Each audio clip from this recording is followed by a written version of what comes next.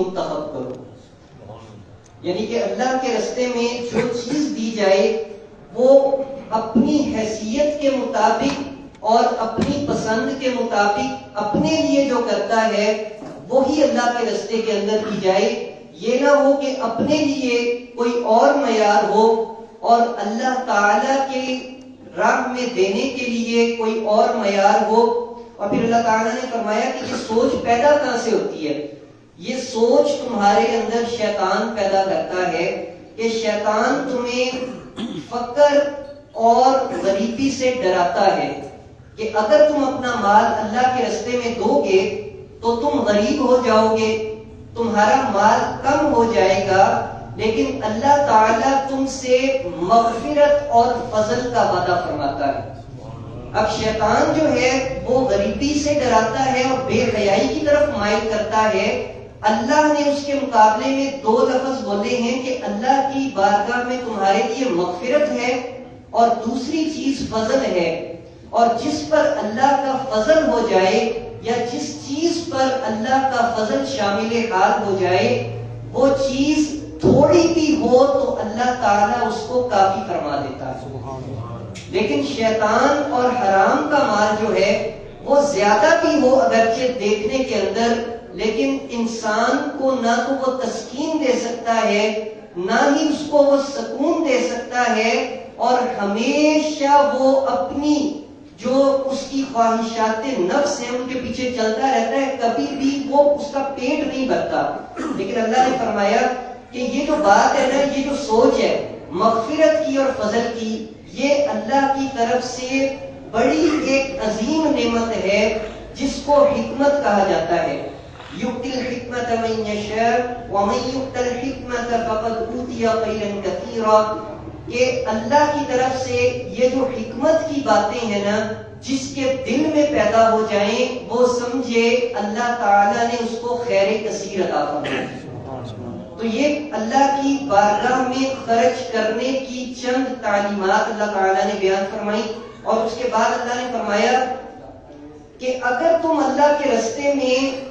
سب کو دکھا کر کسی کو دیتے ہو لیکن اس کی عزت نفس میں فرق نہیں آنا چاہیے. دکھا کر دو تو تمہاری نیت یہ ہونی چاہیے کہ دوسرے لوگ بھی اللہ کی بارگاہ میں یا اللہ کے راستے میں خرچ کرنے کی طرف رغبت کریں. یہ نہیں سوچ ہونی چاہیے کہ شاید یہ مجھ سے کم تر ہے یا میں اس پر کوئی احسان کر رہا ہوں، بلکہ اگر دکھا کر دو تو سوچ یہ ہونی چاہیے کہ دوسرے لوگ بھی میرے اس نیک عمل کی پیروی کریں. اور اگر تم چھپا کر دو تو اللہ تعالیٰ فرماتے ہیں کہ وہ تمہارا چھپا کر دینا کہ ایک ہاتھ سے دو اور دوسرے ہاتھ کو بھی پتہ نہ لگے، اللہ فرماتا ہے یہ تمہارے لیے زیادہ بہتر ہے، اس میں تمہارے لیے بھلائی ہے. اور اس کا فائدہ تمہیں کیا ہوگا کہ اللہ اس مال کے عوض تمہارے دنیا میں کیے گئے گناہوں کو معاف فرما دے گا. اور اللہ تعالیٰ تمہارے ہر عمل سے واقف ہے، جو تم ظاہرت کرتے ہو یا پوشیدہ کرتے ہو. اللہ کی بارگاہ میں تمہارے سارے اعمال جو ہیں وہ اللہ دیکھتا بھی ہے اور وہ پہنچتے بھی رہتے ہیں. اور پھر اللہ تعالیٰ نے اسی نفاق سے متعلق خرچ کرنے، نفاق کہہ رہا ہوں اللہ کے راستے میں خرچ کرنے سے متعلق اگلے رکوع میں فرمایا کہ اللہ تعالیٰ کی بارگاہ میں اس خرچ کرنے کا بہت بڑا اجر ہے. اور اس کے بعد اللہ تعالیٰ نے فرمایا کہ یہود جو تھے، جب نبی کریم صلی اللہ علیہ وسلم نے آپ یہ فرماتے تھے نا کہ تم سود پر کاروبار نہ کیا کرو، تو وہ آگے سے کہتے تھے کہ آپ جب منڈی کے اندر چیز بیچتے ہیں تو پیچھے سے آپ کم دام میں لے کر آتے ہیں، آگے آپ زیادہ میں بیچتے ہیں تو آپ بھی تو نفع لیتے ہیں، ہم بھی اسی طرح پیسہ دیتے ہیں اور پیسے کے اوپر نفع لیتے ہیں. اللہ تعالیٰ نے ان کے رد میں اس رکوع کے اندر بیان فرمایا کہ یہ جو لوگ اس بات کی حمایت کرتے ہیں نا کہ سود اور تجارت ایک ہی چیز ہے، وہ اسی طرح ہیں کہ جس طرح شیطان نے ان کی عقل کو ہی ختم کر دیا. اور کل قیامت کے دن بھی جب وہ اللہ کی بارگاہ میں پیش ہوں گے تو اسی طرح جس طرح ایک مجنون ہوتا ہے جس کی عقل ختم ہوئی ہوتی ہے، اسی طرح وہ اللہ کی بارگاہ میں پیش ہوں گے. جس طرح شیطان یا کوئی جن آسیب کسی کی عقل کو لے جائے اور وہ الٹی سیدھی باتیں کرنے شروع کر دے،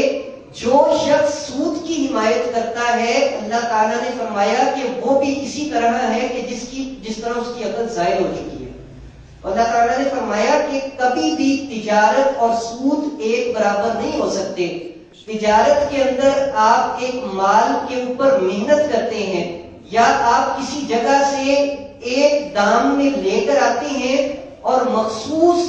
فائدے کے ساتھ تھوڑا سا منافع رکھ کے اس کو آگے بیچتے ہیں، اس میں کوئی فکس رقم نہیں ہوتی کہ اگر آپ کا مال پڑا رہے تو پڑا رہے، جب بک جائے گا جو آپ کے نصیب میں ہوگا اللہ تعالیٰ وہ آپ کو عطا کر دے گا۔ لیکن سود اس طرح نہیں ہے۔ سود اس طرح ہے کہ اگر ایک امیر لے یا غریب لے، ایک فکس اماؤنٹ اس کے اوپر اس کو ہر تھوڑے مہینوں کے بعد یا ہر مہینے اس کو دینی پڑتی ہے، اور وہ اس کی اصل رقم جو ہوتی ہے وہیں پر کھڑی رہتی ہے اور وہ سود کی رقم بھرتا چلا جاتا ہے۔ تو سود کے اندر اور تجارت کے اندر بہت بڑا فرق ہے، اور اللہ نے بیع کو یعنی تجارت کو حلال قرار دیا ہے اور سود کو اللہ تعالیٰ نے حرام قرار دیا ہے۔ اور جو شخص سود کا کاروبار کرتا ہے اللہ تعالیٰ فرماتا ہے کہ اللہ اس کے مال کے اندر کبھی بھی برکت نہیں عطا فرماتا۔ وہ دیکھنے میں تو زیادہ ہو سکتا ہے لیکن کبھی بھی وہ مال اس کے ذہنی سکون یا کسی اور طریقے سے نکل جایا کرتا ہے، کیونکہ وہ مال کسی اور کے حق کو طلب کر کے حاصل کیا گیا ہے۔ اور اللہ تعالیٰ تجارت ہو یا انسان کے اجتماعی انفرادی معاملات ہوں، کسی معاملے میں بھی حق تلفی کو برداشت نہیں کرتا۔ اگرچہ ایک انسان زیادتی کرے،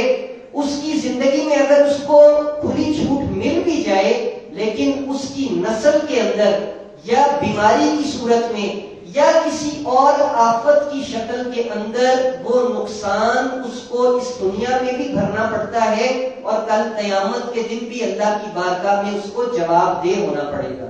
تو اللہ تعالیٰ نے فرمایا کہ سود سے بچتے رہو، اور پھر خاص تاکید فرمائی نبی کریم صلی اللہ علیہ وسلم کے صحابہ کو کہ اے میرے نبی کے صحابہ، جو زمانے جاہلیت کے اندر سود کا جو رسم و رواج تھا،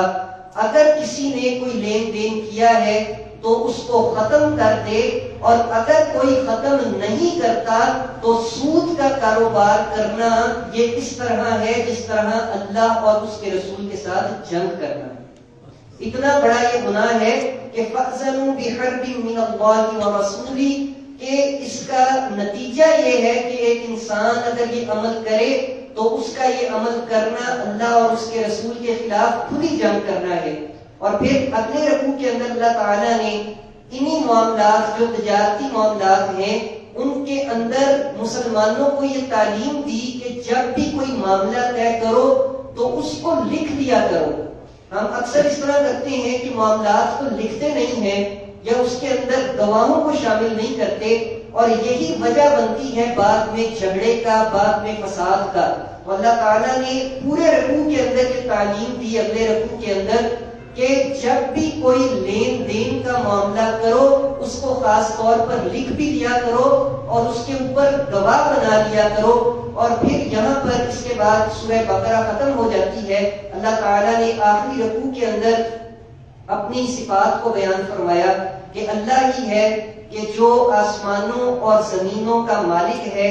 وہ تمہاری ظاہر چیزوں کو بھی جانتا ہے، تمہارے دل کے اندر پوشیدہ چیزوں کو بھی جانتا ہے، ہر چیز سے باخبر ہے۔ تمہارا یہ فرض ہے کہ تم اللہ، اس کے رسولوں، اس کی کتابوں، آخرت پر ایمان لے کر آؤ اور اللہ سے ہمیشہ ڈرتے رہو، مغفرت طلب کرتے رہو۔ اللہ کی بارگاہ میں اگر تم دعا کرتے رہو گے تو اللہ تعالیٰ تمہیں تمہارے مخالفین پر فتح بھی عطا فرمائے گا، اور یہ یقین رکھو کہ اللہ تمہاری جو طاقت ہے اس سے زیادہ تم پر بوجھ کبھی بھی نہیں ڈالے گا۔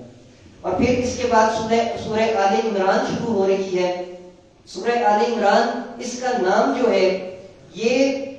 سیدہ مریم سلام اللہ علیہا، آپ کے والد گرامی کا نام عمران تھا، ان کے نام کے اوپر آل عمران جو ہے اس سورت کا نام رکھا گیا، اور پچھلی سورہ بقرہ جو تھی اس کے اندر زیادہ ذکر بنی اسرائیل کا کیا گیا ہے، اور یہ آل عمران کے اندر یہ عیسائیوں کا، ان کے عقائد کا اللہ تعالیٰ نے اس کے اندر ذکر فرمایا ہے، اور بالخصوص یہ بات پہلے رکوع میں بیان کی ہے کہ جو یہودی اور نصرانی تھے، اللہ تعالیٰ جب ان کے اوپر کوئی تعلیمات نازل کرتے تھے نا، تو وہ کوئی نہ کوئی ایسا نقطہ پکڑ لیا کرتے تھے کہ جو ان کی سمجھ سے باہر ہوتا تھا، یا جس کو قرآن کی اصطلاح کے اندر متشابہات کہا جاتا ہے۔ تو اللہ تعالیٰ نے فرمایا کہ جن لوگوں کے دل سیدھے نہیں ہوتے نا، وہ سیدھی تعلیمات کو چھوڑ دیتے ہیں اور صرف الٹے سیدھے سوالوں کے پیچھے لگ جاتے ہیں۔ یہ جو روش ہے یہ مسلمانوں کے اندر نہیں ہونی چاہیے، بلکہ اللہ تعالیٰ نے جو تمہاری عقل کے مطابق احکام نازل کیے ہیں ان کو تم حاصل کر لو، ان پر عمل کرو، اور جو چیزیں متشابہات میں سے ہیں ان کے قریب بھی مت جاؤ، کیونکہ تمہاری عقل ان کو سمجھنے سے قاصر ہے۔ مثلا ایک بندہ یہ کہے کہ میں تو اللہ تعالیٰ کی ذات کے بارے میں جب تک پورا علم نہ لے لوں یا پورا سمجھ نہ لوں، نہ میں نماز پڑھوں گا، نہ میں زکوٰۃ دوں گا، نہ میں کسی اور بات کو مانوں گا۔ اب اللہ تعالیٰ کی ذات کے متعلق پورا علم حاصل کرنا یہ مخلوق کے بس کی بات ہی نہیں۔ جتنا اللہ نے ہمیں بتا دیا ہے ہمارے لیے اتنا کافی ہونا چاہیے، اور اس کو مان کر جو چیزیں اللہ نے ہمیں عطا کی ہیں کام کرنے کے لیے، ہم ان پر عمل پیرا ہو جائیں، نہ کہ صرف اس طرح کی چیزوں کے پیچھے لگ جائیں کہ جو ہماری عقل سے ہی باہر ہوں۔ اور پھر اللہ تعالیٰ نے اس کے بعد نصرانیوں اور یہودیوں کے ایک خاص طرز عمل کا ذکر فرمایا۔ وہ طرز عمل کیا تھا کہ جب بھی اللہ تعالیٰ فرماتے ہیں کہ ان کے پاس کوئی میری کتاب، میری کوئی واضح نشانی آتی تھی نا، تو یہ اس کو دیکھ کر بھی اس کو جھٹلا دیا کرتے تھے، اس پر یقین ہوتے ہوئے بھی اپنی ہٹ درمی کی وجہ سے اس کا یقین نہیں کرتے تھے، اور اس کو جب یہ جھٹلا دیتے تھے تو اللہ تعالیٰ نے فرمایا کہ یہ ان پچھلی قوموں کی سب سے بری روش تھی۔ اور اس کی وجہ کیا تھی؟ اللہ تعالیٰ نے فرمایا کہ اس کی وجہ یہ تھی کہ اللہ نے انسان کے اندر ایک تو عورت کی محبت، اولاد کی محبت، مال و دولت کی محبت اور دنیا میں موجود چیزوں کی محبت فطری طور پر ڈالی ہوئی ہے، لیکن جب یہ محبت ایک حد سے آگے بڑھ جائے تو انسان جو ہے وہ اللہ تعالیٰ کے احکام کو نظر انداز کرنا شروع کر دیتا ہے۔ یہی وجہ تھی علماء یہود کے اندر کہ اللہ تعالیٰ نے کئی مقامات پر یہ فرمایا کہ وہ چند پیسوں کے عوض اللہ تعالیٰ کی آیتوں کو بیچ دیا کرتے تھے۔ مطلب کیا تھا کہ وہ مال کے لیے اگر ان کو کوئی مال دیتا تو وہ آیت کا مفہوم مطلب بدل دیا کرتے یا اس کو چھپا دیا کرتے تھے۔ اللہ تعالیٰ نے فرمایا کہ تمہارے اندر دنیا کی محبت ایک حد تک ہونی چاہیے، اللہ کی محبت سے زیادہ نہیں ہونی چاہیے۔ اللہ تعالیٰ فرماتے ہیں کہ جو اللہ کے پاس ہے نا وہ تو تم سوچ بھی نہیں سکتے، اتنا بڑا انعام اللہ نے تمہارے لیے رکھا ہوا ہے۔ یہ دنیا کی تھوڑی دیر کی زندگی جو ہے، چند روز کی، اس کا مال جو ہے یہ آخرت کی جو جنت ہے، جو اللہ تعالیٰ نے جنت میں انعامات رکھے ہیں وہ بہت بڑے ہیں، تو ان کی طرف توجہ کرو، نہ کہ ان تھوڑے سے دنوں کی جو تمہیں اللہ تعالیٰ نے اس دنیا میں بھیجا ہے تم مال و دولت کی محبت میں لگ جاؤ۔ اور پھر اللہ تعالیٰ نے اس کے بعد سیدنا مریم سلام اللہ علیہا، سیدہ مریم سلام اللہ علیہا ان کی ولادت کا تذکرہ فرمایا کہ ان کی جو والدہ تھی انہوں نے ایک نظر مانی۔ وہ نظر کیا تھی کہ یا اللہ اگر تو مجھے بیٹا عطا فرمائے گا تو میں اس کو تیری خدمت کے لیے وقف کر دوں گی۔ جب انہوں نے یہ نظر مانی تو جب اللہ تعالیٰ نے ان کو اولاد عطا فرمائی تو وہ اولاد بیٹا نہیں تھی بلکہ بیٹی تھی۔ تو جب بیٹی پیدا ہوئی تو وہ پریشان ہوئی کہ میں نے تو یہ منت مانگی تھی کہ میں اپنی اولاد جو کہ بیٹا ہوگا اس کو اللہ کے راستے میں وقف کروں گی۔ تو انہوں نے اللہ کی بارگاہ میں جب یہ التجا کی نا تو اللہ تعالیٰ نے فرمایا کہ تمہاری یہ جو بیٹی ہے نا اس کو بھی تم اللہ کے رستے کے اندر وقف کر دو، اللہ تعالیٰ تمہاری اس نظر کو پورا فرما دے گا۔ اور پھر انہوں نے اپنی اس بیٹی کا نام مریم رکھا، اور اللہ تعالیٰ نے پھر سیدہ مریم کے لیے جو کفالت کا انتظام فرمایا کہ بیت المقدس کے اندر جب انہیں لے جایا گیا تو اللہ تعالیٰ نے اپنے نبی جو زکریا علیہ السلام تھے ان کے ذریعے سے سیدہ مریم کی پرورش کا انتظام فرمایا، اور جب وہ ان کی پرورش کرتے تھے تو ایک حجرے کے اندر جہاں پر آپ موجود ہوا کرتی تھیں تو وہاں پر جب آپ جایا کرتے تو آپ دیکھا کرتے کہ بند کمرے کے اندر بے موسمی پھل وہاں پر موجود ہوا کرتے تھے۔ تو جب آپ یہ دیکھتے تو آپ بڑے حیران ہوتے کہ اللہ کی کیا قدرت ہے کہ ایک تو بند کمرہ، اور اس بند کمرے کے اندر یہ بھی نہیں کہ اس موسم کے پھل بلکہ بے موسمی پھل اللہ تعالیٰ وہاں پر موجود کر دیا کرتے تھے۔ جب انہوں نے یہ دیکھا نا کہ اس اللہ کی بندی پر اللہ کے اتنے انعامات ہیں، اللہ تعالیٰ کا اتنا ان پر فضل ہے، تو انہوں نے ان کے حجرے کے اندر کھڑے ہو کر، اسی مقام پر کھڑے ہو کر اللہ تعالیٰ کی بارگاہ میں اولاد کی دعا کی۔ اللہ تعالیٰ نے اس حجرے میں جو برکتیں تھیں، جو اللہ کی ایک بندی کا وہاں پر قیام تھا، اللہ نے اس کے وسیلے، اس کے صدقے سے سیدنا زکریا کی اس دعا کو قبول فرما لیا۔ اور جب ان کی دعا کو قبول فرمایا، خاص طور پر یہ ذکر فرمایا کہ ہنالک دعا زکریا ربہ قال رب هب لي من لدنك ذرية طیبہ، کہ اسی جگہ پر جہاں پر اللہ کا فضل ہو رہا تھا وہاں پر جب دعا کی تو اللہ نے اس دعا کو قبول فرمایا، اور جب قبول فرمایا تو جو سیدنا زکریا علیہ السلام تھے انہوں نے عرض کی یا اللہ میری عمر اتنی زیادہ ہے تو میں کس طرح سے والد اس عمر کے اندر بن سکتا ہوں؟ اللہ تعالیٰ نے فرمایا کہ اللہ جو ہے وہ ہر چیز پر قادر ہے، اور جس جگہ پر اللہ کے کسی پیارے کا قیام ہو اللہ تعالیٰ وہاں پر جو چیز بظاہر ناممکن نظر آتی ہے اس کو بھی قبول فرما لیتا ہے۔ تو یہ اللہ کے ولیوں کی یہاں پر شان بھی کہ سیدہ مریم جو تھیں وہ اللہ کی ولیہ تھیں، اور ولیہ کے ایک رہنے کی جگہ پر جہاں پر انہوں نے چند سال قیام کیا، اس جگہ کی برکت کا یہ عالم ہے کہ اللہ تعالیٰ نے اس جگہ کے وسیلے کی دعا کو قرآن کریم میں ذکر فرما دیا، اور ذکر فرما کر یہ بتایا کہ جہاں پر میرے نیک بندوں کا چند روز کے لیے قیام ہو جائے یا چند ساعتوں کے لیے قیام ہو جائے، اللہ کی بارگاہ میں وہ مقام بھی عظمت والا ہو جاتا ہے، اور اس کی عظمت کا ایک جو ہے نقطہ نظر اس کو دیکھنے کا یہ بھی ہے کہ اللہ تعالیٰ وہاں پر ایسی دعاؤں کو قبول فرماتا ہے کہ جو عام طور پر ناممکن معلوم ہوتی ہیں۔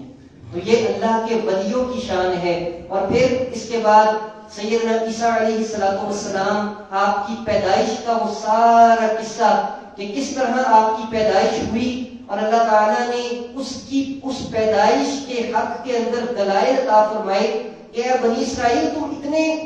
اتنے حیران کیوں ہو رہے ہو کہ میں نے بغیر باپ کے ایک بیٹے کو پیدا کر دیا؟ کیا تمہیں یہ یاد نہیں ہے کہ آدم کو تو میں نے بغیر ماں باپ کے بھی پیدا کر دیا تھا؟ تو اللہ تو ہے وہ بغیر ماں باپ کے بھی پیدا کر سکتا ہے۔ اللہ کے لیے بغیر باپ کے پیدا کرنا تو اس سے زیادہ آسان کام ہے، تو تمہاری اپنوں کو کیا ہو گیا ہے؟ سیدہ مریم جو ہیں ان کو اللہ تعالیٰ نے وہ پاک بیٹا عطا فرمایا کہ جن کے بارے میں اللہ تعالیٰ نے آگے ذکر یہ فرمایا ان کی جو معجزات تھے ان میں سے ایک بڑا معجزہ یہ تھا کہ حضرت عیسیٰ علیہ السلام فرماتے ہیں کہ خود وہ فرما رہے ہیں کہ جب میں مٹی سے کوئی پرندہ بناتا اور پرندہ بنا کر اس میں پھونک مارتا، یہ الفاظ نہیں بولتے تھے سیدنا عیسیٰ علیہ السلام کہ یا اللہ تو اس کے اندر یہ جان پیدا فرما دے. اگرچہ یہ کہتے تھے کہ یہ بِإِذْنِ اللَّهِ، اللہ کے حکم سے ہوا ہے، لیکن اللہ تعالیٰ نے قرآن کریم میں فرمایا کہ فَأَنفُخُ فِيهِ، کہ سیدنا عیسیٰ علیہ السلام اس میں جب پھونک مارا کرتے، اللہ تعالیٰ ان کی پھونک کی برکت سے اس مٹی کو زندگی عطا فرما دیا، اور وہ بے جان مٹی جو ہے وہ ایک جاندار پرندہ بن جایا کرتی. اسی طرح آپ جب کسی کوڑی کو ہاتھ لگایا کرتے تو اللہ تعالیٰ آپ کے ہاتھ کے مس کرنے کی برکت سے اس کو شفا عطا فرما دیتے. اسی طرح آپ کا یہ اور ایک بہت بڑا معجزہ قرآن کریم اسی آگے صورت کے اندر بیان ہوا کہ جب آپ کے پاس کوئی آتا نا تو آپ یہ بتا دیا کرتے تھے کہ تو کیا کھا کر آیا ہے اور تو اپنے گھر میں کیا چیزیں جمع کر کے آیا ہے. یہ اللہ کے نبیوں کی شان ہے کہ اللہ ان کو ایسی منفرد طاقتیں عطا فرماتا ہے، ایسے منفرد علوم عطا فرماتا ہے کہ جو انسان کی عقل سے باہر ہوا کرتے ہیں، اور یہی ان کی وہ منفرد شان ہے کہ جو اللہ انہیں عطا فرمایا کرتا ہے. تو سیدنا عیسیٰ علیہ السلام آپ کا اس پوری صورت کے اندر بڑا تفصیل کے ساتھ ذکر ہے، اور یہود و نصارہ جو الزام لگایا کرتے تھے سیدنا عیسیٰ پر اور آپ کی والدہ پر، اس کا رد اس صورت کے اندر اللہ تعالیٰ نے فرمایا ہے. اور اللہ نے فرمایا ہے کہ عیسیٰ علیہ السلام نہ تو اللہ کے بیٹے ہیں، نہ ہی اللہ تعالیٰ ان کے اندر حلول کر چکا ہے، بلکہ عیسیٰ جو ہیں وہ سیدہ مریم کے بیٹے ہیں اور اللہ کے رسول بھی ہیں اور اللہ کے نبی اور پیارے بندے بھی ہیں. تو ان کا ذکر اس سورت کے اندر بڑی تفصیل کے ساتھ کیا گیا ہے. تو اس سورہ مبارکہ کے اندر اللہ کے بندوں، اللہ کے ولیوں، اللہ کے نبی کی شان کو اللہ تعالیٰ نے بڑے خوبصورت انداز سے بیان فرمایا کہ اللہ کے جو بندے ہوتے ہیں یا اللہ کے جو نبی ہیں وہ دیکھنے میں تمہاری طرح ہیں، لیکن اللہ تعالیٰ نے ان کو مقام اور مرتبہ منفرد عطا فرمایا ہے. ان کو کبھی بھی اپنی طرح کا انسان نہ سمجھ لینا، اگرچہ وہ انسانی صورت میں آئے ہیں، لیکن اللہ کا ان پر خاص فضل اور کرم ہوا کرتا ہے، اور ان کے پاس جا کر یا ان سے نسبت رکھنے والی چیزوں سے اگر تم محبت کرو گے، اللہ تعالیٰ ان کی برکتیں تمہیں بھی عطا فرمائے گا. اللہ تعالیٰ ہمیں اپنے بندوں سے محبت کرنے کی توفیق عطا فرمائے. وما علینا الا البلاغ. الحمد لله رب العالمين، والصلاة والسلام على سيد الأنبياء والمرسلين. اللهم أنت السلام ومنك السلام وإليك يرجع السلام. حينا ربنا بالسلام وأدخلنا دار السلام. تبارك ربنا وتعاليك يا ذا الجلال والإكرام. ربنا آتنا في الدنيا حسنة وفي الآخرة حسنة وقنا عذاب النار. وصلى الله تعالى على رسوله خير خلقه سيدنا محمد وعلى آله وصحبه.